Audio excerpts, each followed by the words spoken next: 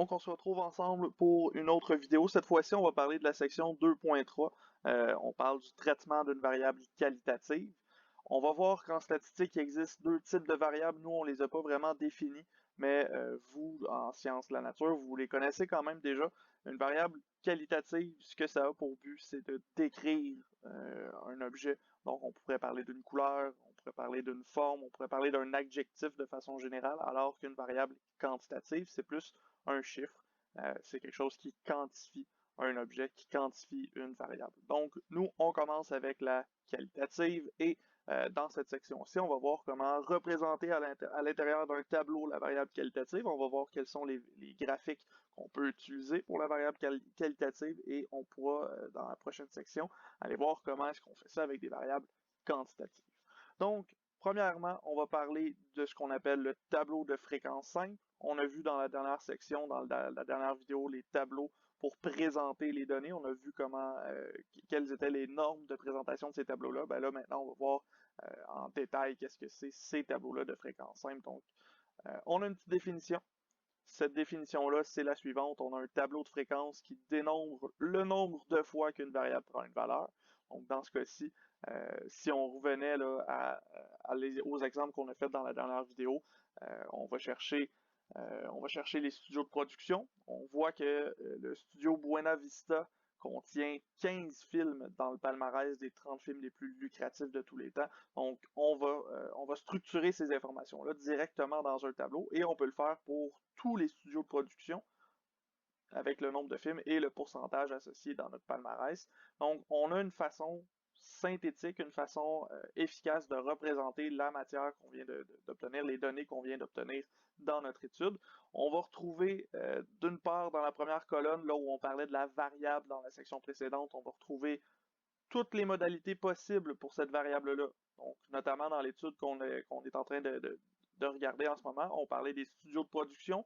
Dans notre top 30 des films les plus lucratifs de tous les temps, on retrouvait Buena Vista, Fox, New Line, Paramount, Sony, Universal puis Warner Bros. Donc, on a ces choix-là possibles. On les indique dans notre tableau de fréquence simple. De cette façon-là, notre lecteur va connaître directement toutes les réponses qu'il y avait de possibles dans notre palmarès, dans notre étude statistique. Et on peut indiquer directement dans le même tableau les nombres, les valeurs pour chacun de ces studios de production-là. Et ça a pour effet de pouvoir synthétiser les statistiques qu'on va utiliser. On va pouvoir aller faire des statistiques rapidement sur ce tableau-là et on donne l'information nécessaire directement. Ensuite de ça, avant de continuer, j'apporte votre attention au fait que on retrouve les normes de présentation qu'on a mentionnées dernièrement dans la vidéo précédente. On a un titre ici avec un mot-clé, nombre et pourcentage. On a aussi la population, 30 films les plus lucratifs de tous les temps. Et on indique selon quelle variable le studio de production en 2020. On a la source aussi qui sort, on a la source qui sort juste en dessous ici, le box-office de Mojo. Et on a un commentaire qui est en dessous aussi. Ce commentaire-là a pour but de vous indiquer que le total ici de 100% n'est pas réel parce que nos pourcentages totalisent pas 100%. Là. On a des arrondis. Dans ce cas-ci, c'est pas le cas parce que on a bien fait les arrondis, mais ça pourrait arriver qu'à un moment donné, on arrive à 100.01 ou à 99.99. Dans ce cas-ci, on l'indique en dessous pour qu'on sache pourquoi il y a eu une erreur de calcul entre guillemets dans notre calcul, dans notre tableau ici. Dans le tableau précédent, on parlait de fréquences simples. Ce qu'il y avait de particulier avec les fréquences simples, c'est que c'était une seule variable qu'on allait étudier, mais en réalité, en statistique, c'est très rare qu'on utilise une seule variable. On va souvent croiser deux variables ensemble pour essayer de voir est-ce qu'une variable influence l'autre, est-ce que on peut remarquer quelque chose de particulier selon la variable qu'on est en train d'étudier.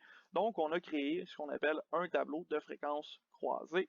Ce tableau de fréquences croisées-là a pour but de croiser justement deux types de variables, deux variables différentes dans une même population pour aller voir est-ce qu'il y a une influence entre les deux, est-ce qu'il y a une situation particulière qu'on peut déceler à l'aide de nos deux variables qu'on va croiser. Donc, ce tableau-là, on le définit de la façon suivante. C'est un tableau qui dénombre le nombre de fois qu'une variable prend une valeur en même temps qu'une deuxième valeur. Non, une deuxième variable plutôt. Donc, on va aller voir quand est-ce qu'une certaine observation va avoir les deux valeurs en même temps dans deux variables différentes. Vite comme ça, peut-être on le voit un peu moins, mais avec un tableau visuel, on va être capable de comprendre assez rapidement qu'est-ce qu'on veut dire par là. Donc, tableau 2.5 ici, on vous indique là, vraiment encore le studio de production, mais encore, on vous indique le nombre de films par décennie. On est allé calculer ça et on a croisé ces deux variables-là ensemble pour voir qu'est-ce qui s'est passé, qu'est-ce qui se passe là, si on essaie de trouver un lien entre les deux situations qu'on observe. Donc, on a encore les studios de production, on a encore les mêmes quantités de films au total dans la ligne, et on remarque qu'il y a quelque chose de particulier qui va se passer. Notamment, on remarque qu'en 1990, il y a un seul film dans notre palmarès. En 2000, il y en a deux. Et dans la décennie 2010, on a 27 de nos 30 films qui sont produits. Et on remarque que Buena Vista a produit ses 15 films du palmarès dans la décennie des années 2010. À ce moment-là, avec ces informations-là, on pourrait comprendre que on retrouve ici quelque chose de particulier. On remarque que dans la décennie 2010, il y a eu un boom de films qui ont commencé à être très lucratifs. Peut-être que la mondialisation a un gros effet sur ces résultats-là. Peut-être aussi que les studios de production qui font des méga productions ont commencé à prendre forme plus dans les années 2010. On parle ici, là, Buena Vista notamment, on parle du studio qui produit les films de Marvel. Les films de Marvel ont souvent des millions et des millions de dollars de budget, donc on fait des méga productions avec une distribution d'acteurs gigantesque. Donc c'est normal que les recettes soient peut-être plus grandes en 2010. On peut s'expliquer certaines situations à partir de ces variables-là qu'on va croiser ensemble. Ça va nous permettre d'aller chercher une information supplémentaire qu'on ne peut pas nécessairement voir avec le tableau de fréquence simple qu'on a vu juste avant.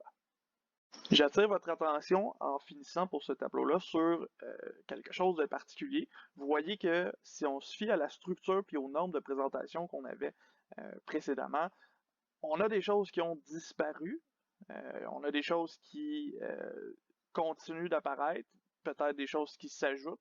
Notamment, on voit qu'on a une colonne supplémentaire à la fin qui représente le total. On a une ligne encore aussi à la fin qui est aussi un total. Est-ce que ces deux totaux-là sont la même chose? Pas tout à fait. Dans ce cas-ci, ce qu'on veut faire, c'est juste retrouver un peu les informations qu'on aurait eues dans un tableau de fréquence simple pour chacune de nos variables qui est étudiée. Donc, on ajoute une colonne de total pour la variable qui va être en ligne et on va garder la ligne totale en bas pour la variable qui va être en colonne. Et remarquez qu'à l'intérieur de la deuxième colonne, à l'intérieur de la colonne nombre de films par décennie, on va séparer encore en trois catégories, en trois colonnes qui se trouvent à être les trois modalités de notre nombre de films par décennie. Donc ici, on va aller chercher les trois décennies possibles pour avoir une structure plus claire de ce tableau-là qu'on avait. Donc, il y a une légère différence entre le tableau de fréquence croisée et le tableau de fréquence simple sur la présentation. On va retrouver là, notamment quelque chose qui ressemble quasiment à une matrice dans le milieu lorsqu'on va chercher les informations totales de notre croisement des deux variables qui nous intéressent.